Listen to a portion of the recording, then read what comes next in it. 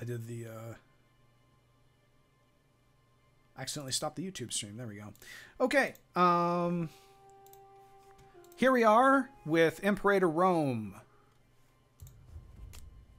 Ooh. Okay, why has he got red all over his face? What's going on there? Address it. I don't actually know. This looks like a Roman triumph, but I'm not sure why he's got red on his face.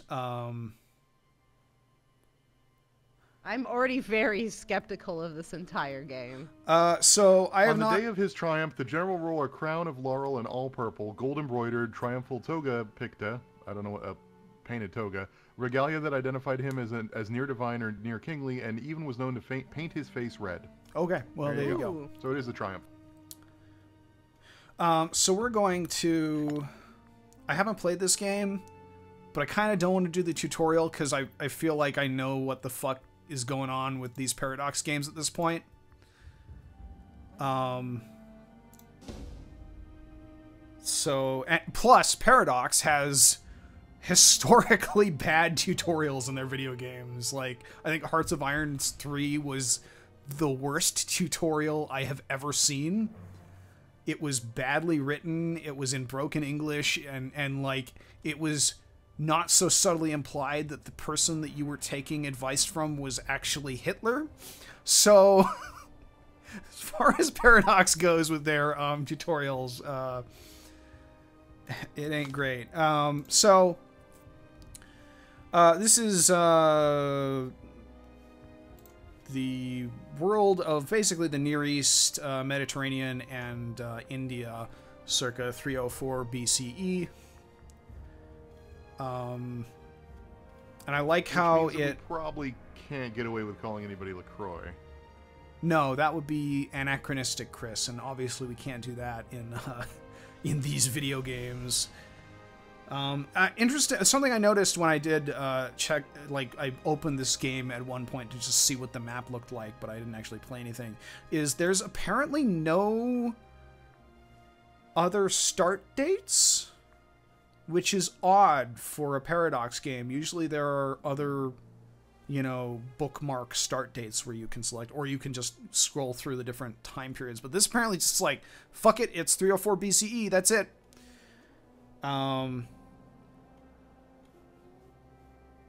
So, we could go play as Rome, I guess, but that's boring, and who wants to ever play Rome in a game with Rome on the title?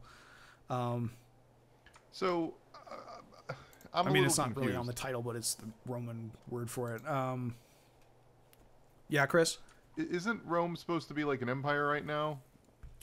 Rome was a relatively regional power at this point. We're still like 50 years out from the First Punic War. Rome is like still kind of unifying their region of the Italian peninsula at this point. We're actually only about 20 years out from when like it's been about 20 years since Alexander the Great did his conquest. Let's actually talk about that. So I want to talk about, oh no, in the Josh Gives Lectures here, the incredibly convoluted infighting that occurred for the 50 years following the breakup of Alexander the Great's empire. This is just like absurd how many like fucking twists and turns this takes. I think the throne of Macedon changes hands like 7 or 8 times. But let's kind of set up the Mastodons, because that's different. Let's kind of set the stage here. So in 323 BCE, Alexander the Great is in Babylon after having over a period of 10 years conquered and constructed the largest empire the world had yet seen, stretching from Greece and Egypt in the east all the way to the Indus River Valley in the west, or in the Greece and Egypt in the west, all the way to the Indus River Valley in the east. And then in June, he gets gravely ill, falls into a coma, and dies. He has no heir. He will have a posthumous son from his wife, Roxanne, that will be named Alexander IV, but he's not born until August. So there's a couple of months where like there's just no idea who's going to take over the empire. And let's talk about the major players in play at the start here. So there is Perdiccas, who is Alexander's chief administrator. There's Craterus, who was his second in command for the latter half of the of his campaign to take over Persia. Is that true? Like, if you click on these, can we see them in the... No, so this is 304 BCE.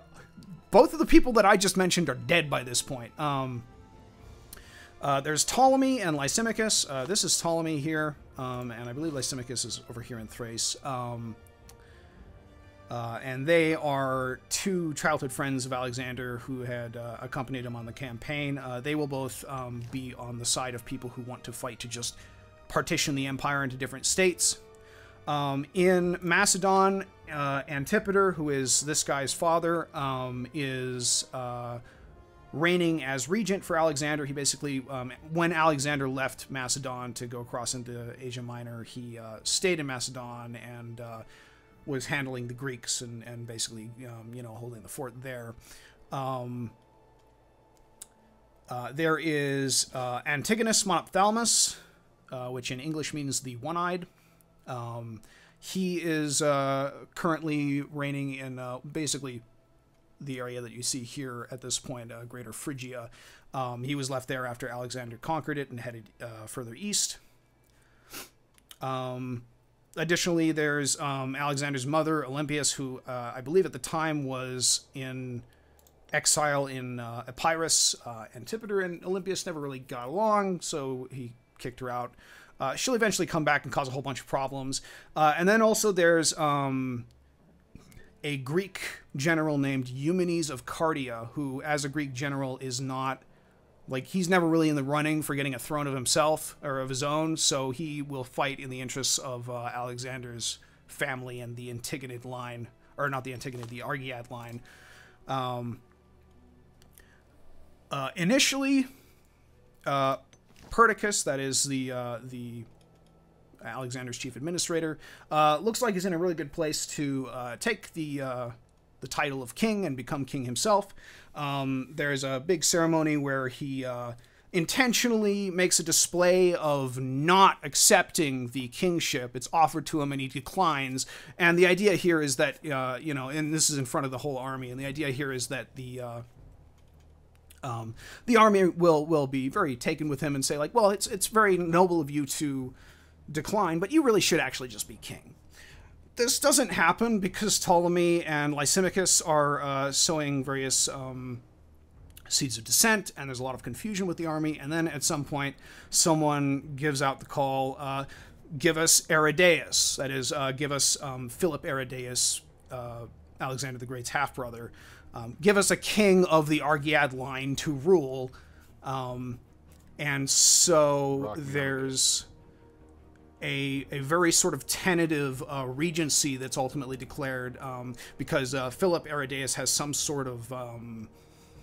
he's in some fashion mentally compromised in such a way that he's not fit to rule. We don't really know exactly what was going on with him, but he had some kind of mental disorder. There's rumors that Olympias had, you know, maybe poisoned him with lead while he was a child so that Alexander, her son, would be assured to succeed. You know, all kinds of lurid court politics that are actually very common with the Macedonians. So a regency is set up, and there are basically going to be three regents. That would be Perdiccas, Craterus, Alexander's second in command, and Antipater, who is hanging out in Macedon. The problem with this is that Craterus at the time is about halfway back to Macedon, leading the veteran army that is being discharged. And Antipater is actually stuck in a city under siege by Greek insurgents. So really the only person in the running who can actually act when this happens is Perdiccas. The other two are probably, you know, pretty bewildered by, like, oh, by the way, Alexander's dead and you're a regent, so good job. And Perdiccas gathers up the army and immediately starts to move on the other satraps. Ptolemy has moved into Egypt and taken it over. Lysimachus has gone to Thrace and taken it as something for him to rule. And Perdiccas moves an army, really big, like probably the largest Macedonian army that had been assembled up to this point, and moves to attack Ptolemy in Egypt. Gets kind of bogged down in the Western Nile Delta here, and while this is all happening, Ptolemy pays an exorbitant amount of money to get Perdiccas' guard to assassinate him. And one of these people who assassinates him is named Seleucus, and he ends up getting basically the Persian Empire holdings of Alexander's empire. At the same time, or around the same time, Craterus goes after Eumenes, who is declared to be basically a traitor. Meets Eumenes in battle, loses, and gets himself killed. So by I think 320 BCE, so within about 3 years, the situation has kind of clarified itself. Ptolemy sends the army of Perdiccas back up into Phrygia, where they meet with Antigonus's army, which had been moving to attack Perdiccas in the rear. And a new regency is declared, and Antipater is now the sole regent, reigning in Macedon. And Antipater just kind of accepts this and doesn't really do a lot to rein in the other people. Everybody else is basically confirmed with what they have. Seleucus gets the Persian holdings. Antigonus is confirmed in Phrygia, Ptolemy in Egypt, Lysimachus in Thrace. And this kind of works out just fine. Antigonus goes and runs down Eumenes and eventually doesn't actually manage to win a battle against Eumenes, but what happens is he engages Eumenes in battle, loses, but manages to go and capture the camp of Eumenes' soldiers, and basically just says, like, hey, if you want your booty and girlfriends back, just give me Eumenes. And the soldiers under Eumenes' command are like, yeah, okay, and hand the Greek general over, and Antigonus gets him executed. So that holds as a relatively stable peace until Antipater, it's a lot of names, dies in 316. Now, Cassander is Antipater's son, but Antipater doesn't really like Cassander, despite the fact that Cassander seems to be basically pretty competent. They didn't really get along. So Antipater puts some other leading general in charge and basically disinherits Cassander. Cassander wastes no time in getting this guy removed, and he kicks him out. And he goes and hides in the Peloponnese for a while. I'm not sure if he's actually on the map here somewhere. It doesn't really look like it. But he ceases to be a real force. So Cassander quickly takes over in Macedon. And we kind of have a map pretty similar to what this one looks like. And what is occurring here is basically Ptolemy, Lysimachus, Cassander, and Seleucus are all kind of fighting to partition the empire. They're not really interested in taking over all of Alexander the Great's holdings. They just want to kind of have their own stuff. Ptolemy in particular, he probably gets the winning share in this, Seleucus as well.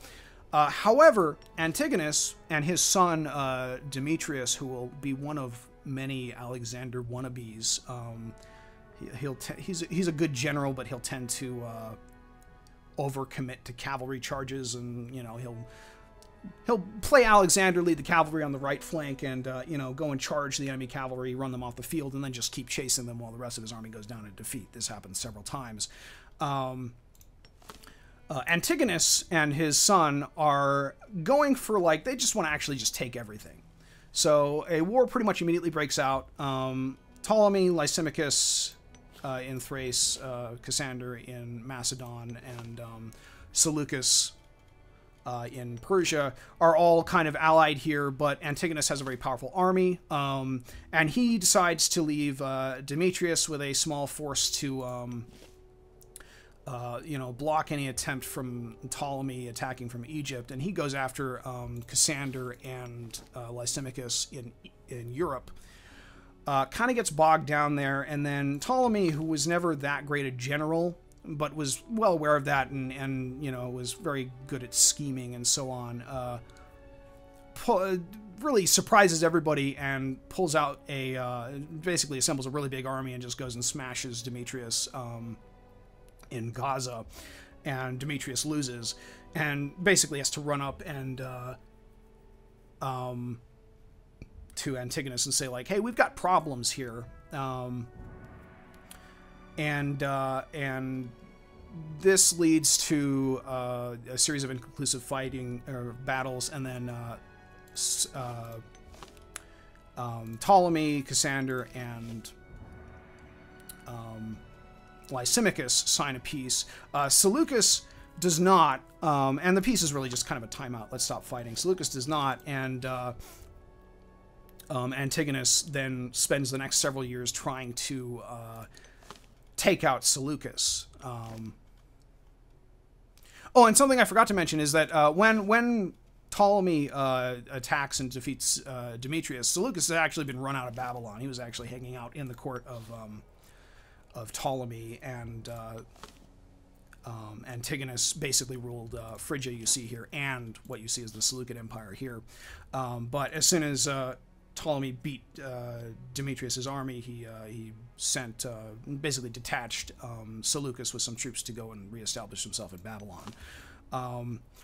And I think it's 313 BCE when this timeout is basically signed, and Antigonus then goes to go and take Seleucus out, and can never really bring him to battle.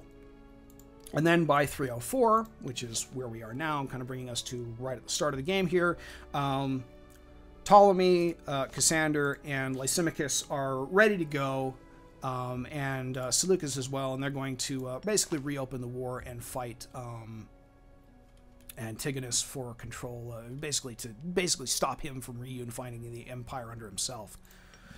So let's go ahead and start here with, I'm going to play as Ptolemy, because Ptolemy is kind of the winner of all of this.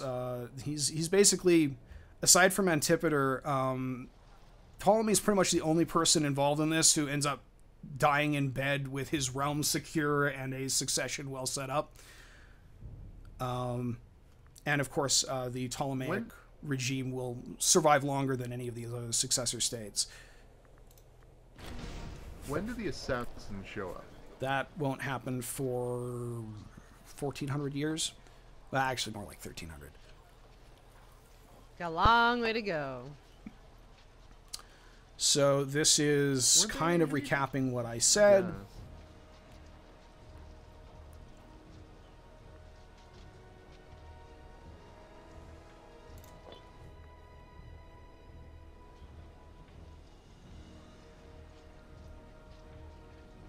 So, for those who don't do a lot of Paradox stuff, I would note that this map is interesting and different than what is done in Crusader Kings. Yeah, this is new. Crusader Kings looks broken out by counties for, establishing claims to thrones. This looks more military-based. Yeah, more territory. What I've heard is that this is more along the lines of Europa Universalis 4 than it is along the lines of, like, Crusader Kings. We do have individual counties here and stuff. Let me just kind of work out what we're looking at here.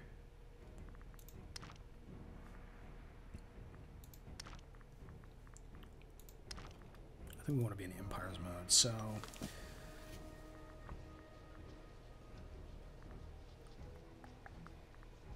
Interesting. Nation overview. Here we go.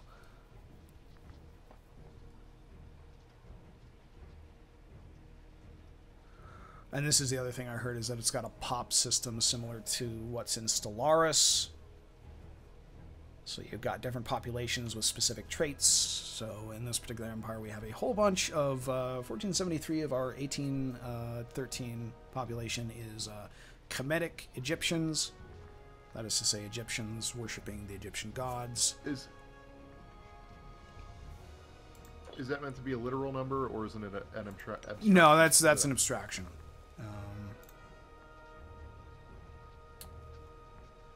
This is the government. Okay.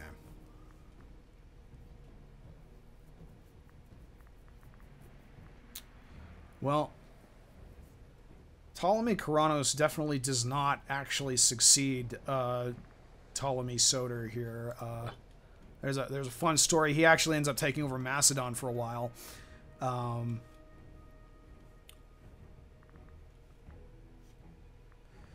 So let's see. Military. Okay, so we've got EU4-esque traditions. We've got EU4-esque mana.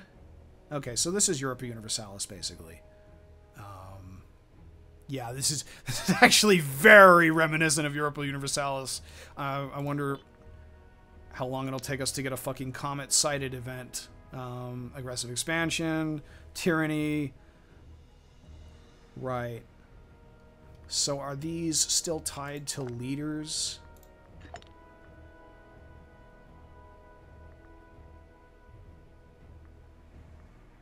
Yes, it looks like it takes half of these numbers rounded down to the bonus that this guy gives to these things. So basically in Europa Universalis, how this works is you have these various mana bars. You use them to unlock traditions and to do certain tasks in a sort of very abstracted board game-esque way, which is kind of intentional since Europa Universalis was originally a board game.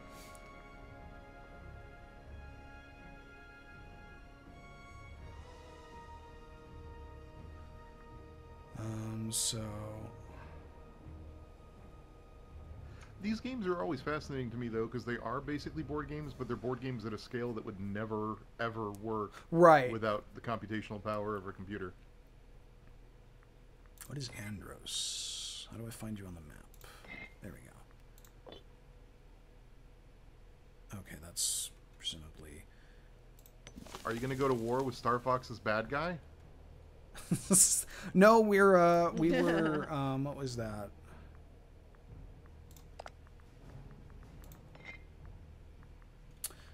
We are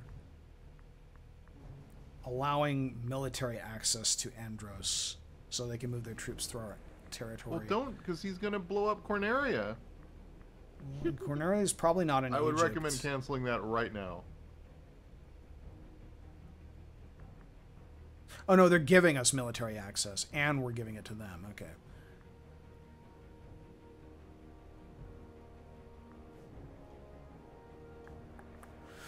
So, let's see here.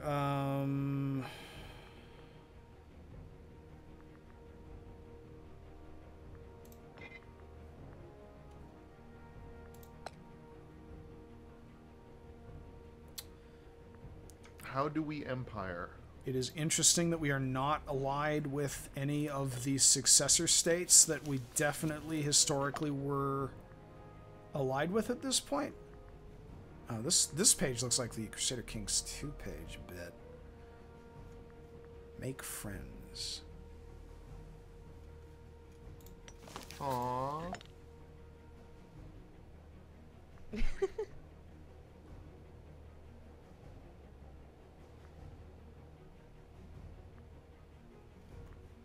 Oh, that's just some random guy. I don't want to select some random guy. Give me Antigonus. I want you to know that I'm just waiting for an opportunity to scream "fuck 'em up, Socrates." This is not. That's like the one thing I want out of this. Who's your? Make I it don't see happen, who your Josh. liege is. Let's just go to Phrygia here on this list that does not appear to be in alphabetic order.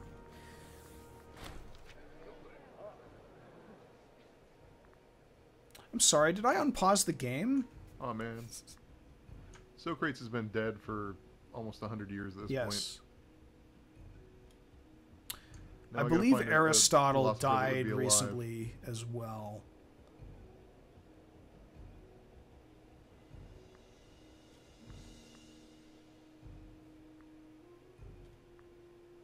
Yeah, he died 322, which is still only 20 years ago.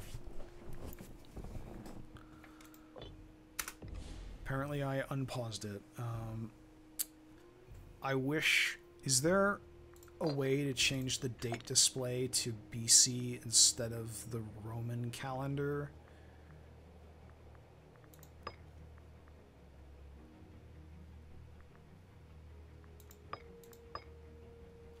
Does not look like it.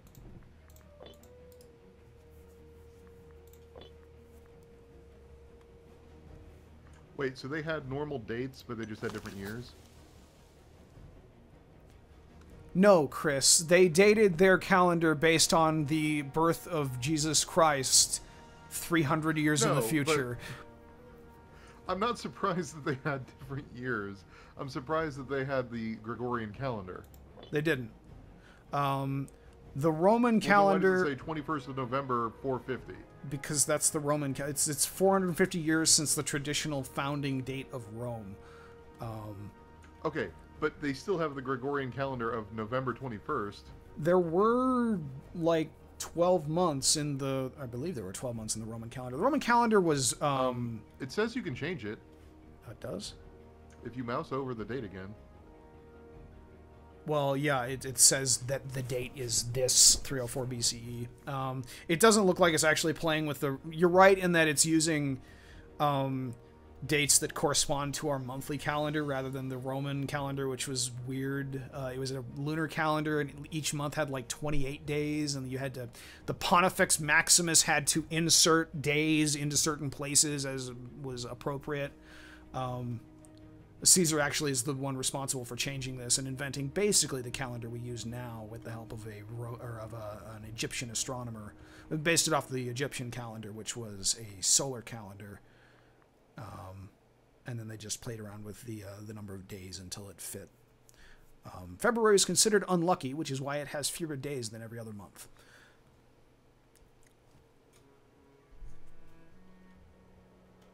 Okay, so... Cool, there's a trade system. Characters. Bernice! They can hire mercenaries. I like Bernice.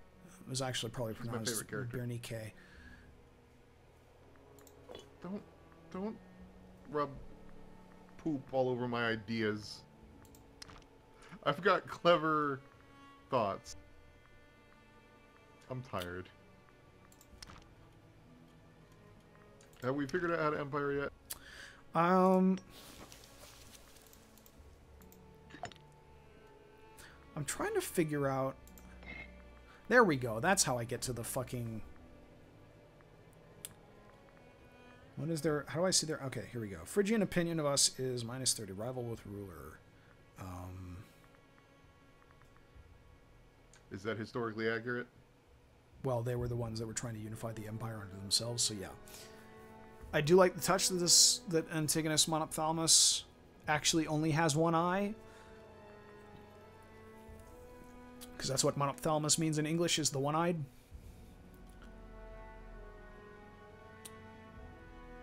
So we've got Europe Universalis style manpower. We have a bunch of manpower too. Let's build a great big army and go fight Phrygia. What are these? Oh, interesting. I can recruit mercenaries from the map. Alright, where's my...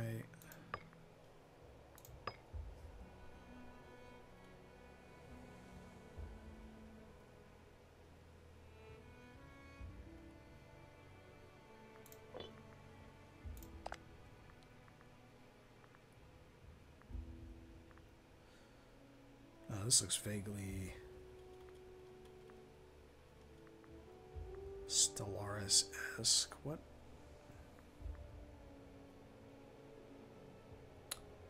Interesting. Okay.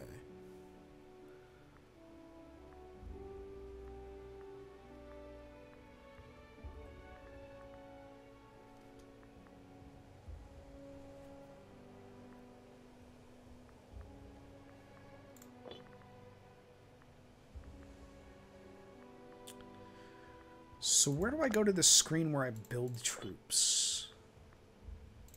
Hire mercenaries there. Stats is just the effect of different troops. Do I do it from here?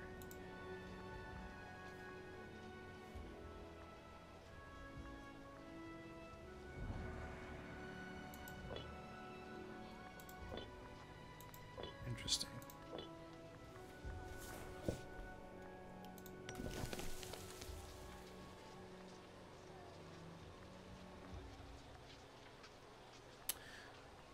That's interesting. It is very... Okay. These are scorned families, jobs, and offices.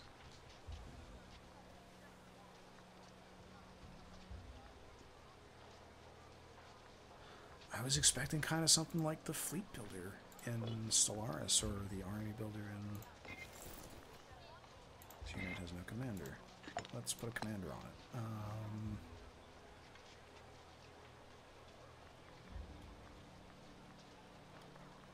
Sure, we'll put Ptolemy in it.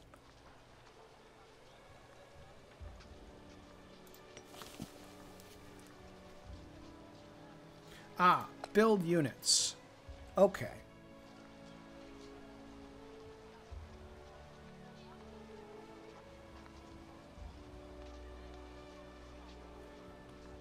So we need various kind of trades goods to build different types of units.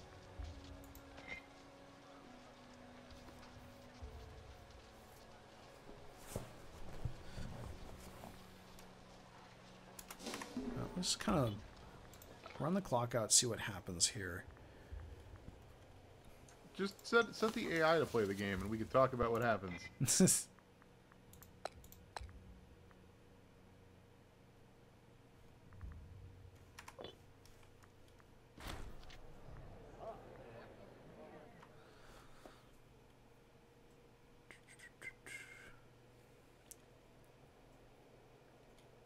You know, the name Diadochi sounds fun to say, but also sounds ridiculously goofy. I believe it's more Diadochi. I don't like pronouncing things the Latin way. This is Greek, dude. This is Latin has not ascended to any particular importance yet. Rome is still tiny over here. Oh my god. History is so for nerds. So just kind of reiterating what I was already saying. We've got Egypt. There was a recent battle where, okay, are we like in the middle of the war at this point?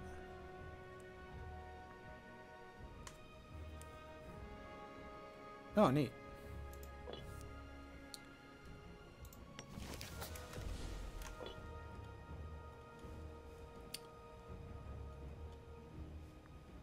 So what's going on? What's the purple eating away at Phrygia? Oh, those are various, I believe these are independent ports. Eridos. Yeah, these are just some Phoenician ports on the eastern Mediterranean coast that are just not controlled by anybody at this point. They're just independent.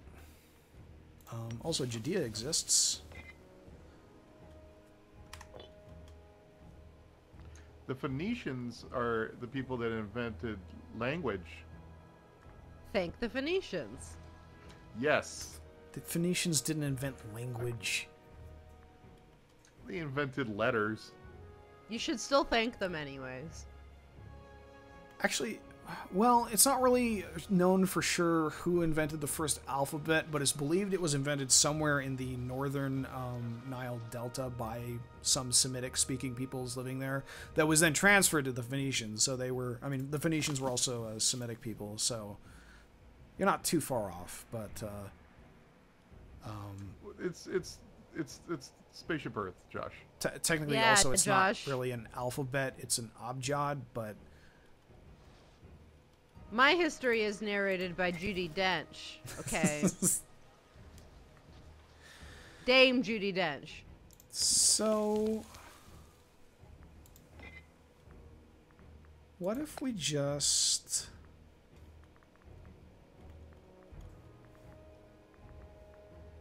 I don't want to take Achaia or...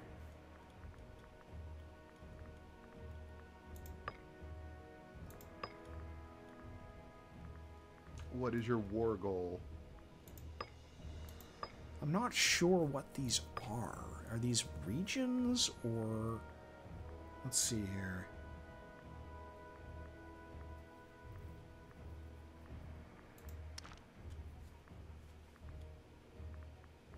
Yeah, okay. So I assume Syria... Coel is part of Syria. You can also just take Syria... What?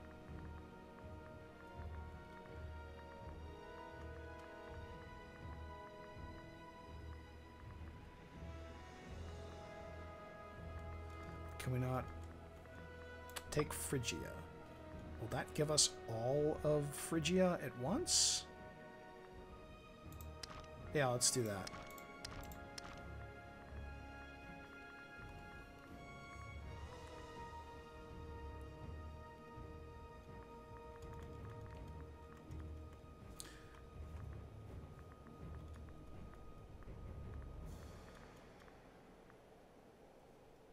This is remarkably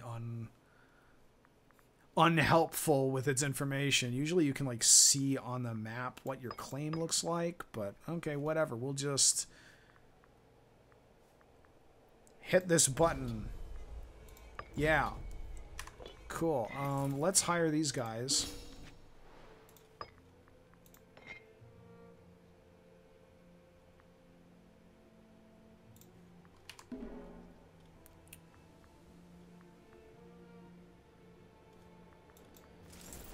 And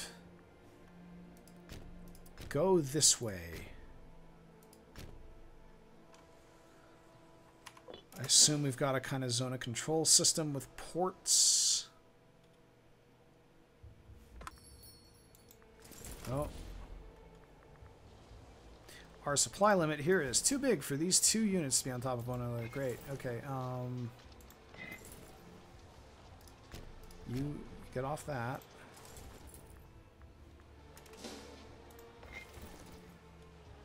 So does this game involve supply lines? There's usually very abstract sort of supply. So we've got manpower here. And they will reinforce our armies, but if we run out of manpower, then our armies can be, can get into some trouble. Why do we have such lame supply limits here?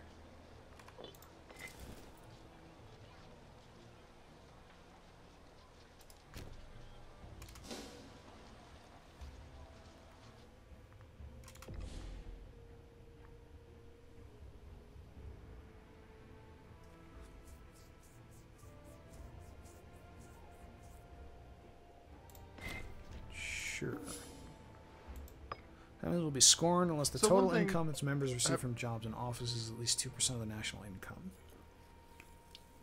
Do we have the game just paused? Yep. Okay. Because I was going to say I haven't seen any of the random events that usually drive these things.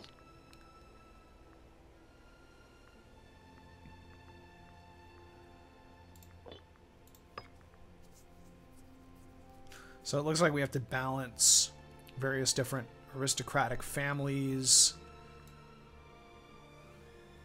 or they'll get mad at us. Can we conspire to have them taken care of? Should they become yes. unruly? We can bribe them or have them executed or killed or whatever.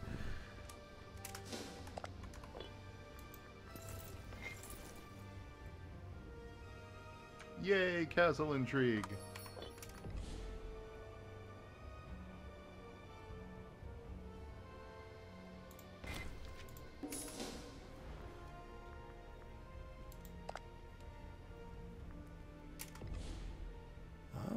Okay, so we can use religious power to give us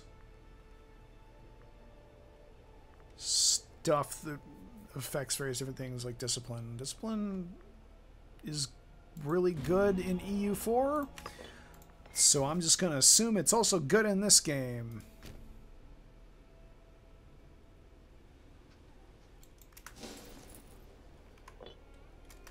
What we really need is a fleet.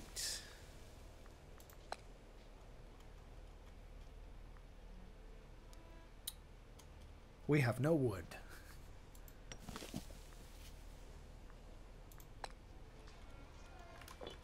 Are there mercenary fleets? Mercenary boats. It doesn't look like it.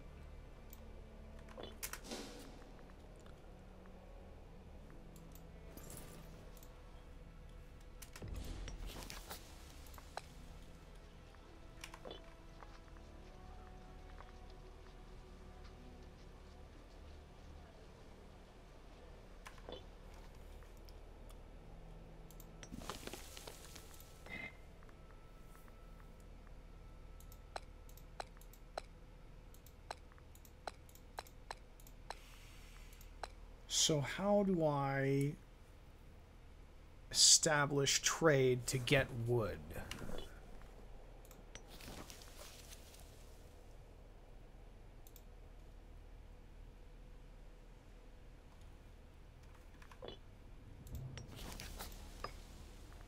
Here we go. Okay.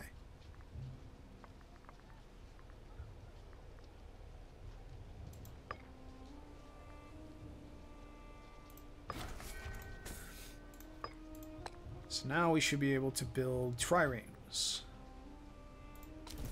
Let's make a bunch of these.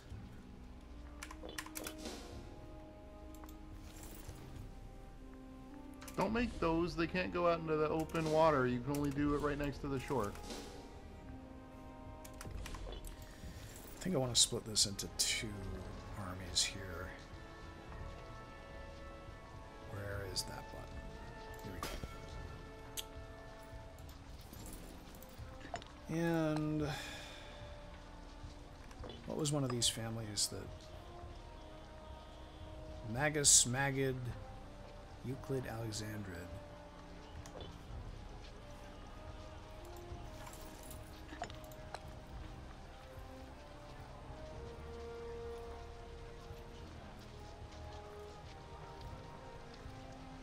I believe this guy was in the Magid family. Okay.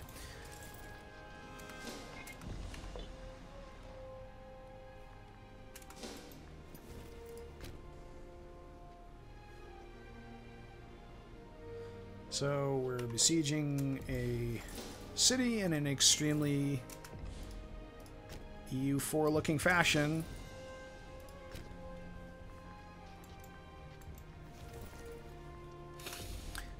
I'm actually surprised that they imported this system because it's kind of annoying and it doesn't make a whole lot of sense. So every siege phase we roll a die,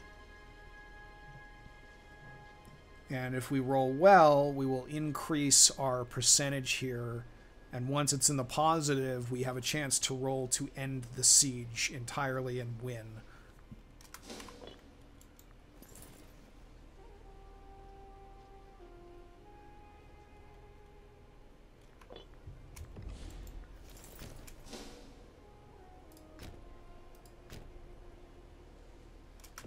Is there a fort map mode? Here we go. Yep. Yep. This looks like Europa Universalis Warfare, all right. Well, that's good. I don't really need to spend too much time figuring out how to do this.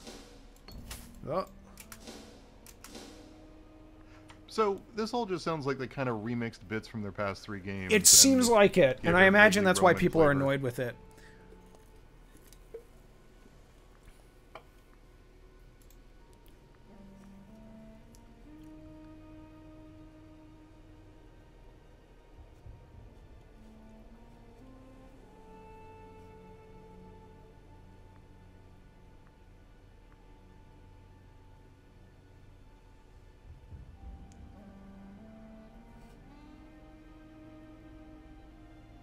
God damn it. What is finesse? We are 100 years after Assassin's Creed Odyssey and 300 years before Assassin's Creed Origins. Mm-hmm. Your video game as a source of historical knowledge has failed you. We're at basically the same starting point as Rome 2.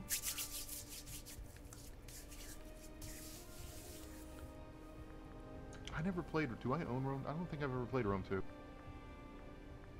So I guess... I have Rice, Son of Rome.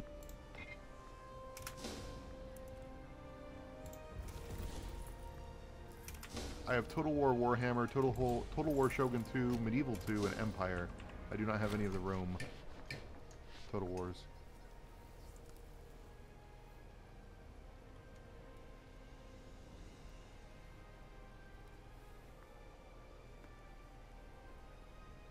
Oh, I just struggle to care so much about Europa-style games. Part of it is that, like, the previous game we just played had a ton of complexity, but it all mattered, and that's why we lost real bad. This game is just numbers on top of numbers on top of numbers, and only, like, 100 of them actually matter, but there's probably 400,000 actual variables. Alright, we are going to send twice as many men as they have here. Are they going to escape? 13th November. One of them won't.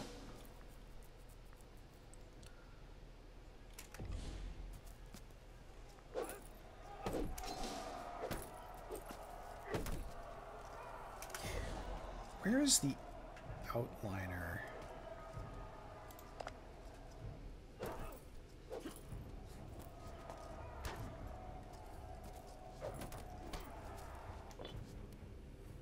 Not the outliner, the ledger. How do I open the ledger? Is there a way to open the ledger? I want to use the magical spying tools that are always available in Paradox games to figure out exactly how many troops Phrygia has, so I know if I need to, like, seriously be increasing that or not. Does it maybe just show me? Well, they've significantly reduced their manpower, which means they probably just hired a bunch of soldiers. Oh, okay, cohorts. That must... Okay, so those are individual units. So they have 53. That's actually not much more than I have. Which is good.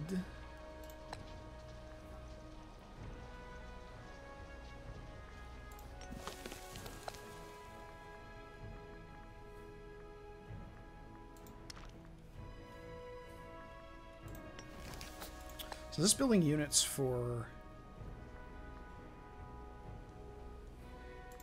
Let's build some Hypacifists.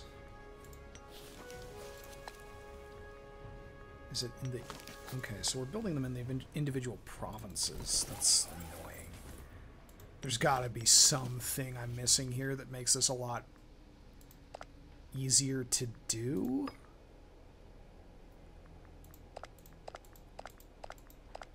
Decisions. That's straight out of E42.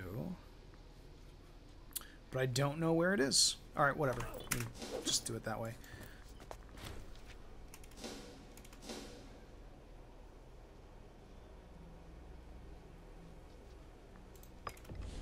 Okay, so they are retreating.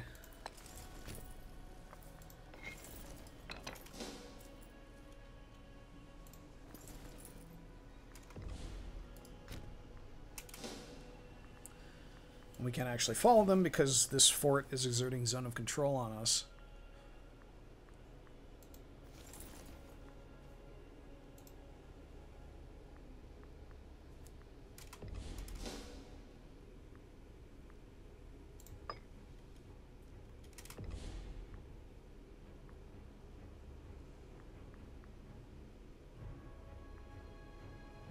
Let's increase tax.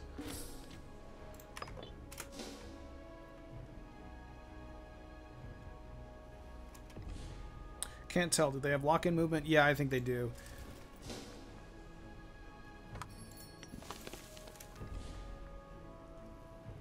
What is lock-in movement? So if you travel more than half of the duration that it would take for you to get, like, so you click to go, say, here, and it says this will take, they will arrive on the 3rd of March, 452. So if we wait half of the time that it would take for them to get from here to there, then it'll lock in and they can't change direction until they arrive at the province. Let's see if that's the case. Yep. So now I can't redirect them. Yeah, I can't say, like, no, wait, stop.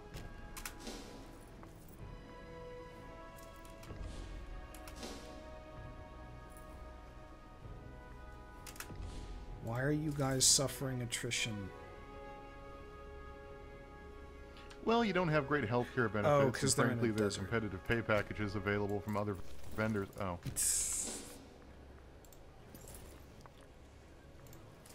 What the? Hang on a minute. And that joke just cost us like 3 people watching.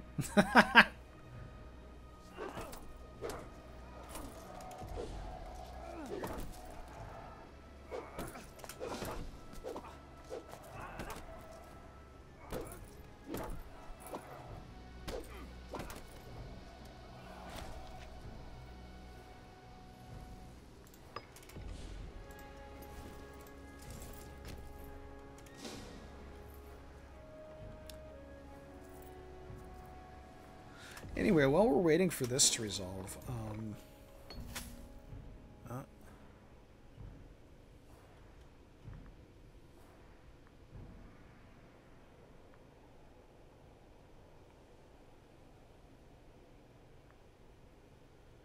we can either take money now and get commercial influx in one province, or thank Hermes, get national. Yeah, let's do that. That's probably better.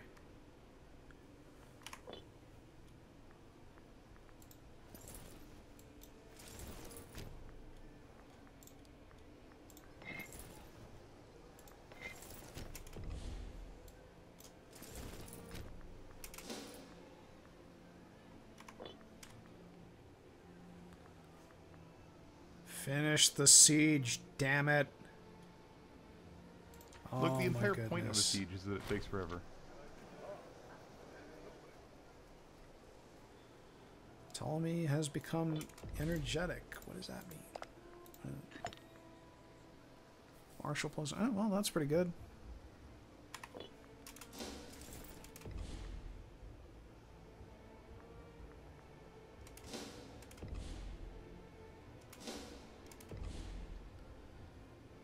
Why is the weight of this so high?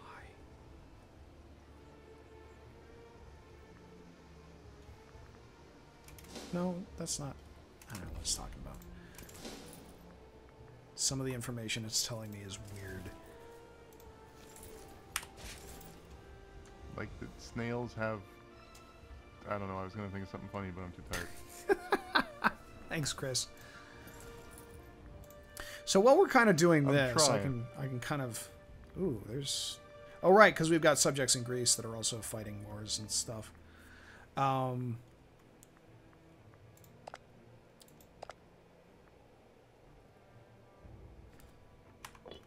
we only going for the province? That'd be hilarious.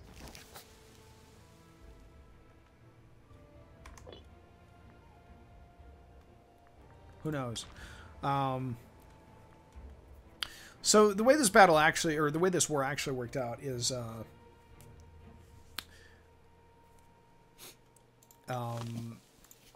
Antigonus once again went after Macedon and Thrace and wasn't able to do a whole lot there. However, there was a secondary action going on in Egypt. The Egyptian fleet got wiped out, and for a while it looked like, well, Antigonus was kind of trying to set up an Egyptian campaign, but for whatever reason, it never really materialized. He wasn't able to get a fleet, and a fleet was kind of necessary to go after Egypt in any kind of meaningful way. And eventually he had to cancel that. And around this same time, Demetrius goes off on this weird tangent where he decides to punish the city of Rhodes because they had refused. They were trying to maintain neutrality, and they had refused to give him a fleet, to give the Phrygians a fleet. So he laid siege to Rome, or to not Rome, to Rhodes, for I think about 18 months, and he built up this great big huge siege tower that was covered in bronze and had catapults on it. It was crazy, and ultimately failed to take the city and had to abandon the siege equipment and basically spent 18 months accomplishing very little.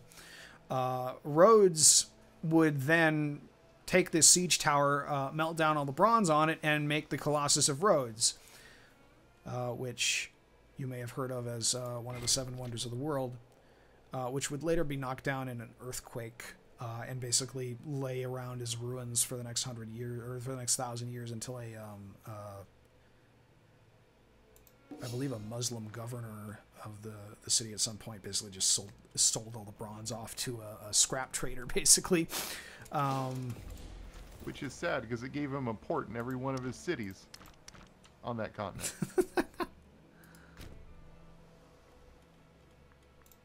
Alright, let's go take Tyre.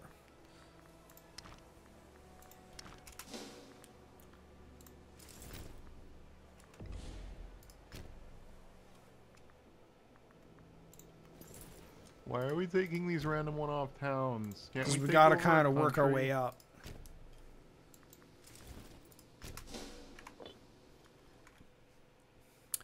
Anyway, meanwhile, Seleucus ends up basically trading away a lot of the eastern regions that Alexander had gotten near the Indus River Valley to Chandragupta in exchange for, I believe, 5,000 war elephants, or maybe it was 500. A bunch of war elephants, and oh,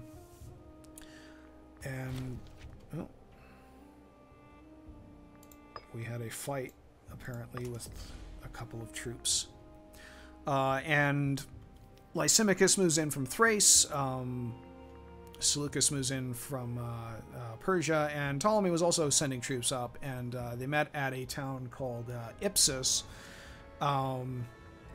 where there was the big battle ensued. We don't have a lot of details, but apparently Lysimachus appears to have basically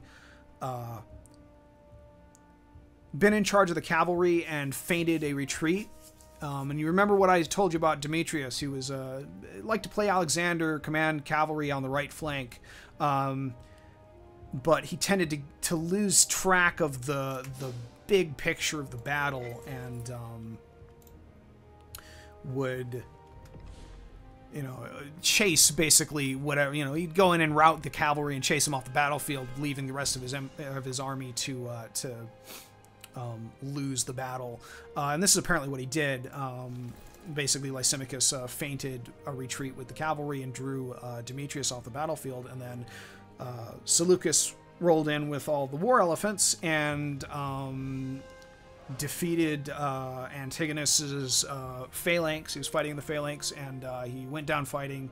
Antigonus dies, and Phrygia as a political unit basically breaks up, and Demetrius is left, comes back to the battlefield and discovers the battle has been lost, and is basically just a king without a kingdom now. And Seleucus will get the eastern portions, really Syria portions of Phrygia. Lysimachus will get the western portions. Ptolemy gets the Levantine ports.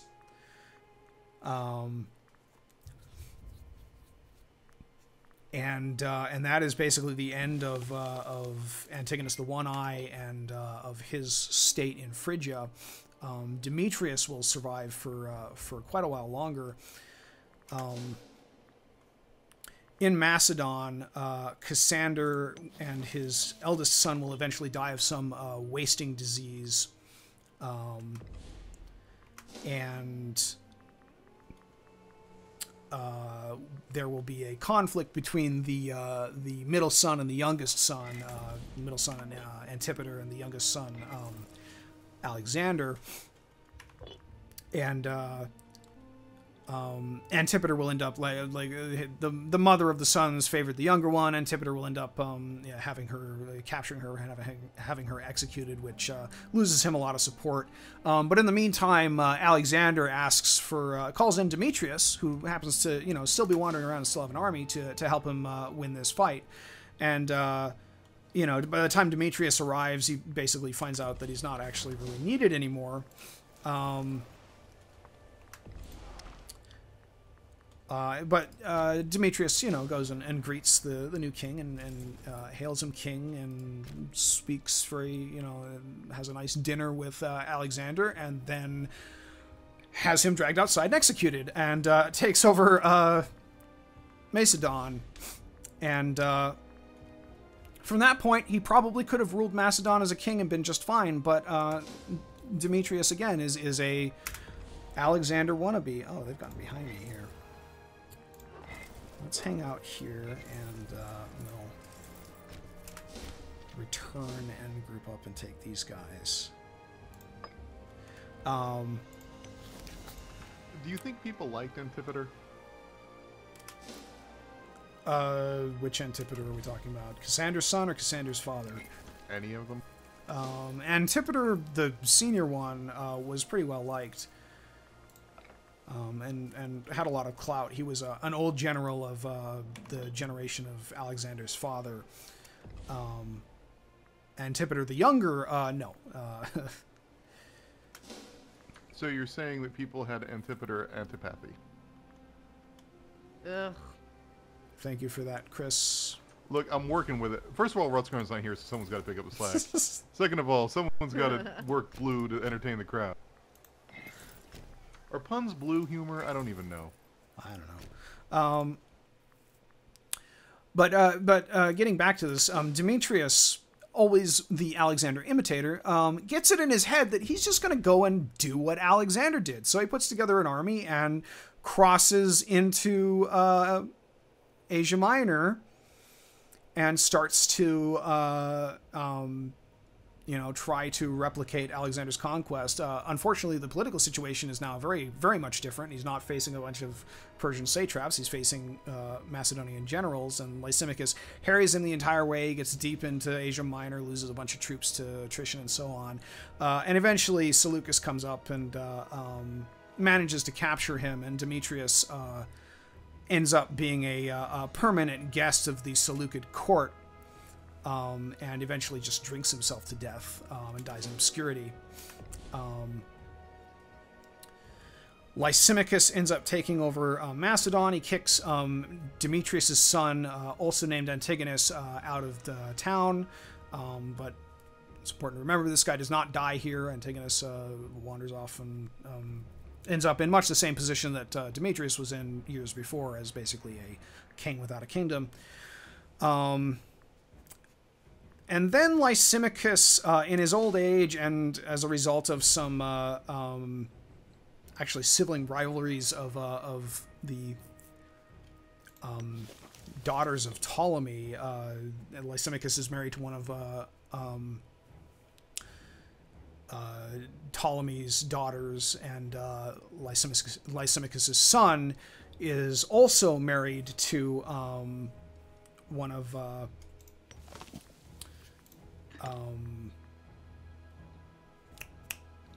Ptolemy's daughters, and they have a bit of a family dispute, and eventually Lysimachus gets kind of poisoned to his son, and eventually has him seized and executed. And Ptolemy Keranos, who is in Ptolemy Keranos being where is it? Yeah, Ptolemy Keranos being the one of the first sons of Ptolemy, who was disinherited and was hanging out with his sister in Lysimachus's kingdom. And this was the sister of the son that Lysimachus had executed. He goes and appeals to Seleucus. Hey, Lysimachus has kind of gone crazy. Can you help me out? And Lysimachus comes and gives him some troops, and Ptolemy returns to Thrace and Macedon, and eventually engages Lysimachus in battle and kills him. And then Seleucus, you know, he goes and to greet Seleucus and kills him immediately with the hope of taking over Seleucus's territory as well. So now another Ptolemy is now in command of what is Macedon, Thrace, and Western Asia Minor here, and kind of in a position to maybe go after the Seleucid Empire, although Seleucus' son Antiochus is immediately seats to the throne. So it's not that simple. But then the Gauls show up, and some Celts or Gauls move in from the north. Apparently Lysimachus had a complex series of alliances to keep them from entering into Thrace that broke apart after his death. And they show up, and Ptolemy ends up getting killed in perhaps an even more ignominious fashion than Demetrius. He engages them in battle, dies, and then his skull gets turned into a drinking cup, which is you know, sort of a favorite of a lot of nomadic peoples that come to us in the writings, is that they always like to turn the body parts of the kings they defeat into tableware. And the Gauls rampage around in Macedon for a while, and then Antigonus the Younger, who had been kicked out of Macedon, you remember, the son of Demetrius, kicked out of Macedon, comes back and defeats one of the Gallic columns, and is immediately hailed by the Greeks as the hegemon of Greece, and takes over as king of Macedon and Thrace and Western Asia Minor here. And so as a result of a series of extremely convoluted political turnings, the family line of Antigonus Monophthalmus through his son Demetrius and his grandson Antigonus ends up ruling in Macedon, and will be the dynasty that rules in Macedon up until it is conquered by Rome. Again, very, very complicated series of unlikely situations that leads to this sort of ridiculous outcome. You know, Lysimachus' family gets completely kicked out. His realm pretty much falls apart after his death. And this is like the early 270s BCE by this point. And all of this is kind of crystallized into, you've got the three realms. You've got the Seleucid Empire in the east, you've got Macedon, which controls the western portions of Asia Minor, Thrace, and the heartland of Macedon and the Greek city-states here, and then you've got Ptolemy in Egypt. I imagine this does not tend to actually happen in this game because Paradox titles have a problem with the AI just completely failing to make things occur as they tended to in history. I wouldn't be surprised if there are some event chains for that kind of stuff to happen.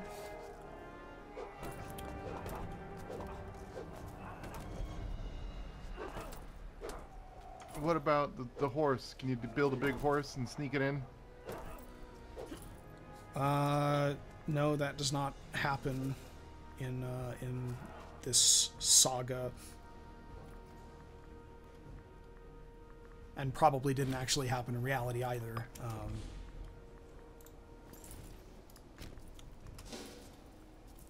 Those stories are a documentary shot in real time.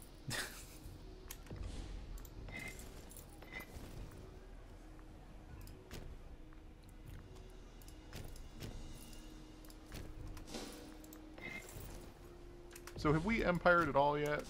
We're kind of doing that. See, this is like this is what bugs me about the entire enterprise of these games. Is like, as far as I can tell, we've just been staring at these people fighting in this little area, but you're also supposed to be running an entire empire, and like the money isn't really a concern. The stewing rebellion isn't really a concern unless you run into a randomly generated event. Most of this is just waiting for bars to fill. Yeah. Yeah, I'm definitely kind of getting that sense of like, wow, this is extremely like Europa Universalis for probably default. I imagine this is what a lot of the complaints are about. Should I go load up the review page and see? Yeah. Why don't you read off some of the reviews that this game is getting, and we can see what it looks like. We're not defeated, not until the 17,000 men show up and kill you.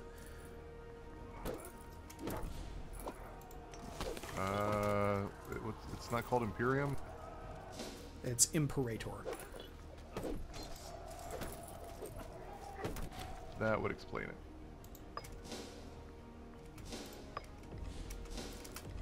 I mean, paused being down here is messing me up. I'm used to it being like up here.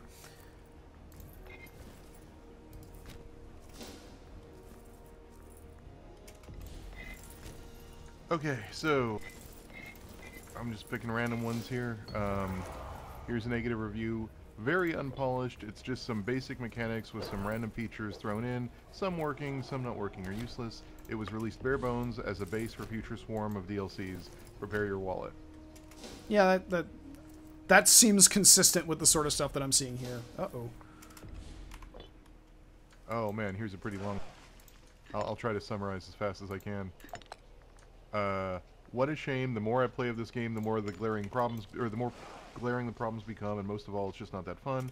The UI is terrible. Managing pops is an annoying and convoluted mess. Building stuff is also an annoyance, and once you get larger, it takes far too many clicks. Reiterating that the UI is terrible. Naval combat is bare bones. This, for as long as this is, it just repeats itself over and over again. Basically, everyone seems to agree that it's... The word bare bones is showing up in like almost all of these. Yeah. Oh, what?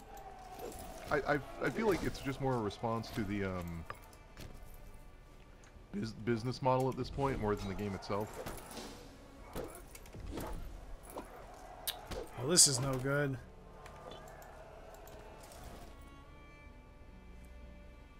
You guys need to leave. I think it's time to buy a mercenary army. And hope I don't run out of money.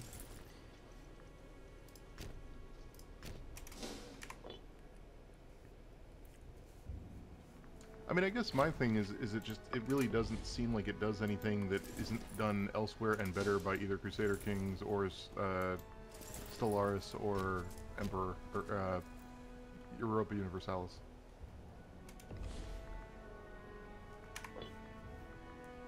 Yeah.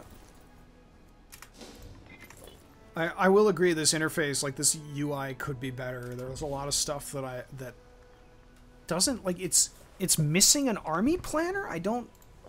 Maybe that's somewhere in the menus. Maybe eventually they will tell me how to use it. It doesn't seem to have a ledger either, which is weird. Like, macro build. Oh, okay. Here we go. So I can kind of recruit stuff, maybe. But that's still not really an army planner. Yeah.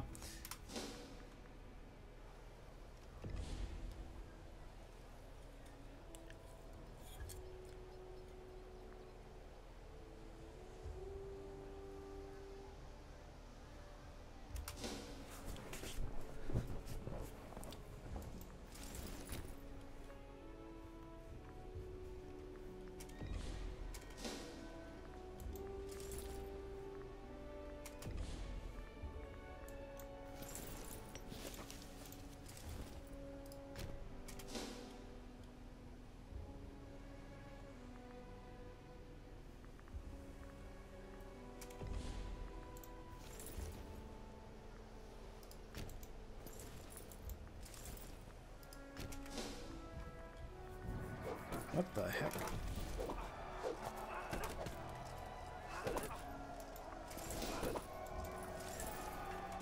Why did that army have such low morale?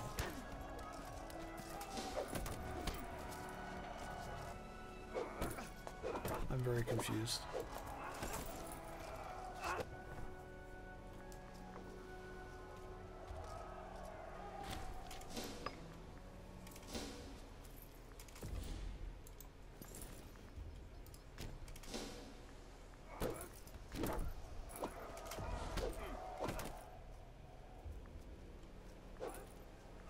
Where do I see your morale here?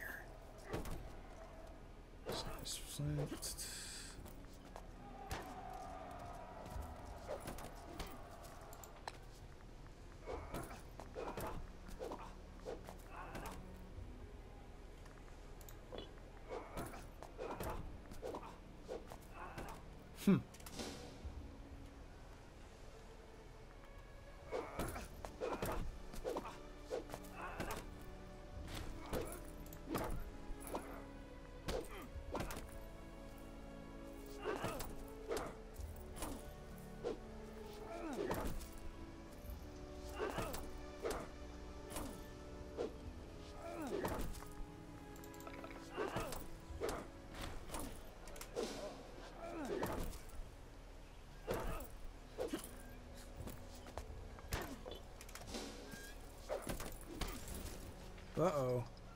I think I lost. Finally. It's about time.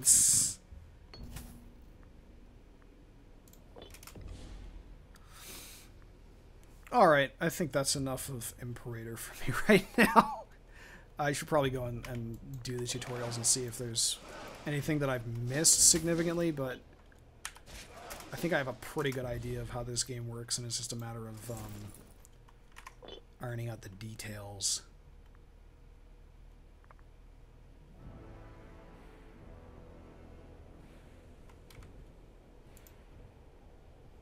We have been going for 2.5 hours here now. Do we want to see if we can get some Risk of Rain in? If I can persuade Glitch to come rolling in here, or are you more up for calling? I'm crashing.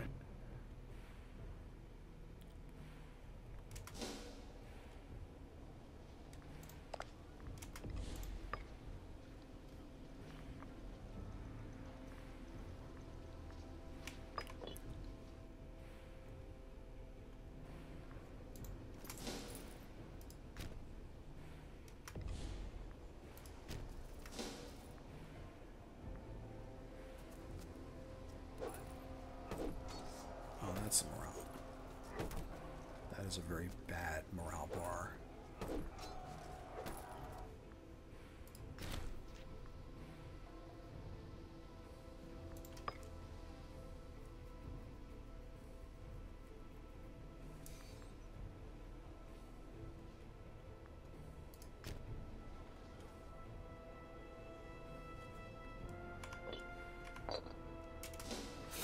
All right, let's pop back to the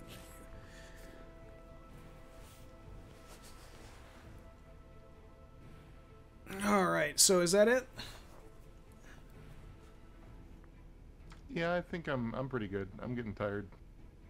All right, maybe we'll do a Risk of Rain 2 stream sometime next week or something. I'll bug Glitch, see when he's available. He wants to do the survive 20 rounds on the super hard difficulty now. I got to a boss and then I died. All right, thanks for tuning in, everybody. Thanks, everyone.